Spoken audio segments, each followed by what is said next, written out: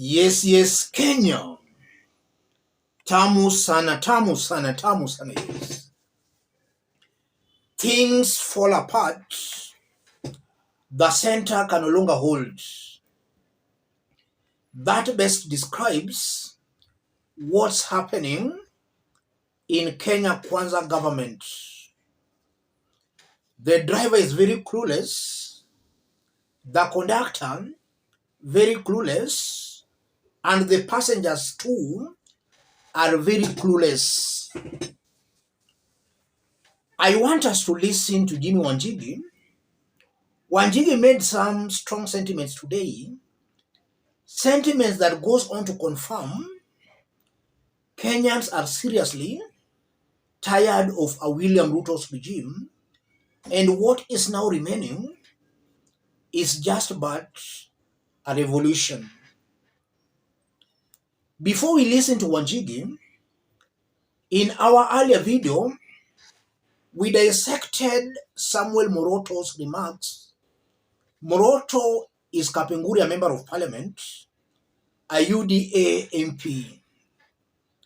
Earlier today, he seemingly abandoned William Ruto and even apologized for having voted for William Ruto. For those who missed the clip of Moroto, listen to this before we continue. Hii sehemu ya chini ni serikali ndio inachochea, na si serikali nyingine ni hii. Hata mimi ni member ya UDA na regret kwa nini nilichukua hii ambayo inaletea hata sangine itafanya nisiende mbinguni. Naomba msamaha Mungu. That's a UDA member of parliament apologizing for having voted for William Ruto. So these leaders supporting William Ruto have started making U-turns. But I don't think such leaders are to be taken seriously, because the 13th parliament, this 13th parliament is full of tumbocrats, leaders who are just there for their own personal interests. But I'll give him the benefit of doubt that he is actually abandoning William Ruto, and he feels he made a mistake. Let's listen to Jimmy Wanjigi. A revolution. Is a revolution possible in Kenya? I think that's the question I want us to answer in this video. Can a revolution against William Ruto be successful? Let me start by saying this. A successful revolution against William Ruto can only be possible if it starts from the areas that voted for him in the last presidential election. If those areas are in the forefront in rebelling against William Ruto, it will be a very successful revolution. And I'm saying that because the moment William Ruto strongholds rebels against him, these other areas will just join in that rebellion, because already they don't support William Ruto.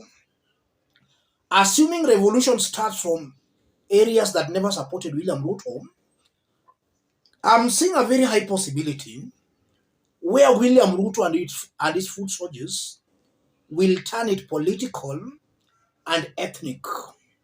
They will incite their supporters to fight those other ones. And I'm saying that because during the Mandamano to reduce the cost of living, we saw a pattern that was emerging where the government was even sponsoring goons amongst their supporters to fight those who are calling for the lowering of the cost of living. So a successful revolution must first of all begin amongst William Ruto's supporters. And from where I sit, looking at things diligently, there are signs that that revolution is picking momentum. It's picking momentum. And I'm saying that because already from what we have seen in the Kalenjin Rift Valley and on the mountain, Kenyans in those areas are already tired, fed up of a William Ruto's regime. And even some who are against his government are also being threatened. Let's listen to this gentleman once more for Kenyans to understand how serious Kenyans are tired over William Ruto.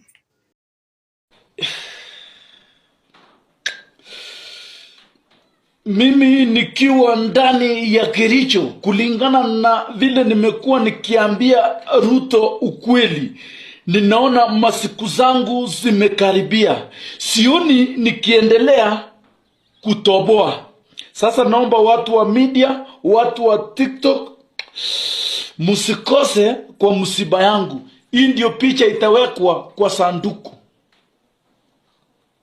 That is just one instance of an individual who feels his life is threatened because he has been opposing William Samoei Ruto.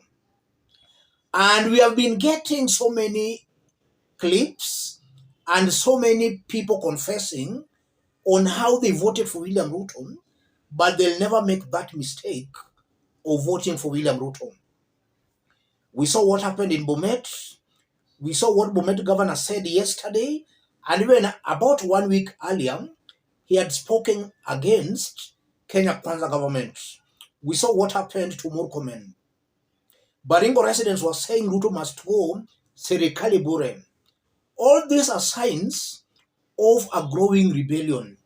And looking at William Ruto, Ruto is not listening to these people. He's not listening. And that's why I strongly believe that if this trend continues, Ruto will face a revolution. And he might not even reach 2027 as Kenya's president. As I talk today, Kenyans without Ruto's new social health insurance set to miss out on applying for marriage certificates, driving licenses, help, passports, among other government services. So you are also being forced to take this useless social health insurance. Kenyans have got their own insurances. Why must you now force them to take this new social health insurance? Failure to which you will not even be able to apply for a driving license, marriage certificates, help, passports. So you are saying that these policies still being initiated by this government are just meant to oppress Kenyans more. And we know that this new social health insurance, there is some amount to be deducted. In fact, I call it tax that should go to the government. So all these are just new additional taxes being added through the back door. So Ruto is not listening to Kenyans. He's blind, he's deaf. And that's why I believe a revolution is inevitable. Ruto will face a revolution. And should it start from the areas that supported him, it will be a very successful revolution. And I'm saying that because even the leaders supporting him will, the moment they see the ground very hostile, the moment they will now be alive to the fact that William Ruto has no plan, will not deliver. Many of them will start making a U-turn and they'll start dumping William Ruto.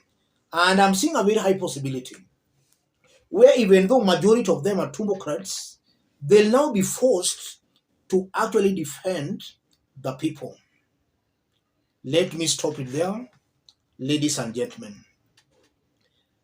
In case you are watching us but you have not yet subscribed, subscribe, give this video a like. For any person who may want to support our forum, contact me through that number. Let's meet in our next analysis. Thank you.